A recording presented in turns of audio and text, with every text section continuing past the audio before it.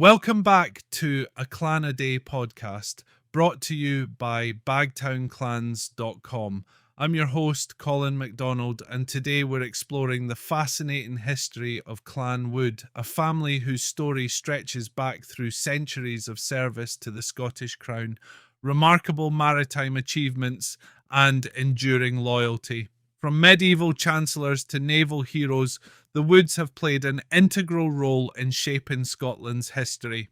Our tale begins with one of the earliest mentions of the name Wood or de Bosco, meaning of the wood in clerical Latin. The name first appears in 1211 when Lord Wilhelmus de Bosco was appointed Chancellor of Scotland by King William the Lion. Wilhelmus was one of the most prominent figures of his day, overseeing royal affairs during a period when Norman influence was at its peak. Based in the Lothian region at Oglefase near Edinburgh, Wilhelmus also served as Archdeacon of Lothian until his death in 1231. It's here that we find the roots of the Wood family's lineage, marking the start of a story that would span generations of loyalty and influence. Over the ensuing centuries, the family grew in prominence, coalescing into an identifiable clan as Scotland faced turbulent times in the late 13th and early 14th centuries. When Scotland's survival was at stake during the Wars of Independence, Thomas de Bosco of Oglefase rose to prominence.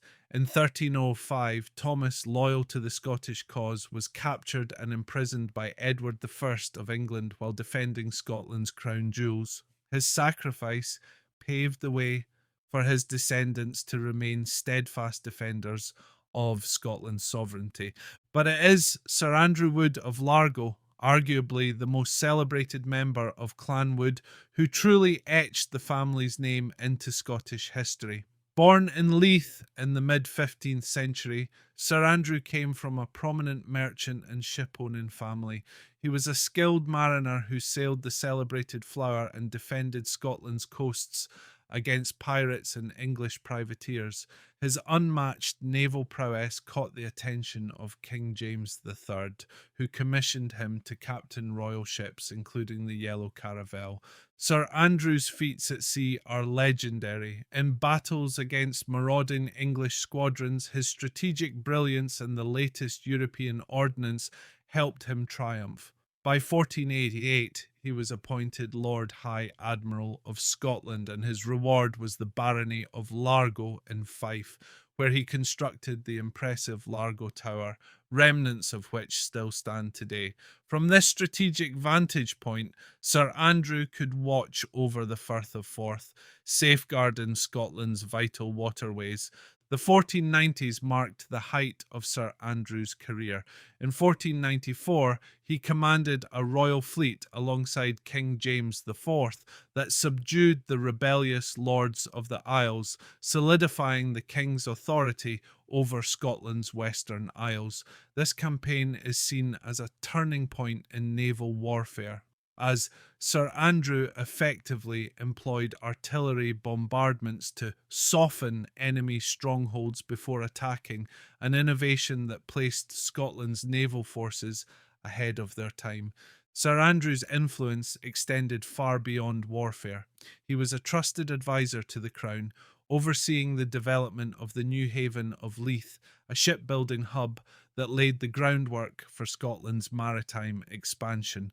He was also instrumental in the construction of the Great Michael, one of the largest ships of its era, a symbol of Scotland's naval ambition. When King James IV fell at the disastrous Battle of Flodden in 1513, Sir Andrew was tasked with escorting the Duke of Albany back to Scotland to assume the regency for the young King James V.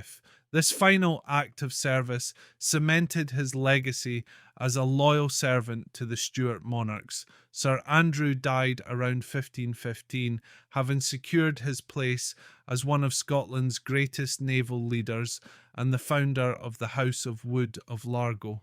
The Wood family's contributions didn't end with Sir Andrew. Throughout the following centuries, the clan produced significant figures in politics, the military, and the church. By the 17th century, the Woods were deeply involved in the tumultuous wars of the Three Kingdoms, fighting for King Charles I. However, like many royalist clans, they paid a heavy price for their loyalty, with lands forfeited and family fortunes diminished. Despite such setbacks, Clan Wood endured, and their legacy lives on today. The clan motto, Tutus in Undis, meaning safe amid the waves, perfectly captures the resilience and maritime prowess that have defined this family. Their plant badge, the oak sprig, symbolizes strength and longevity, qualities the Woods have demonstrated throughout their storied history. The present chief of Clan Wood is Joseph John Hugh Fawcett Wood of Largo, who continues to represent this proud family. The Clan Wood Society works tirelessly to preserve the heritage of this remarkable clan, celebrating its achievements and ensuring that its history is passed down to future generations. From the halls of power in medieval Scotland to the stormy seas defended by Sir Andrew Wood, Clan Wood's history is one of courage, loyalty, and ingenuity. They've weathered the storms of history, both literal and metaphorical, proving time and again that they are indeed safe amid the waves.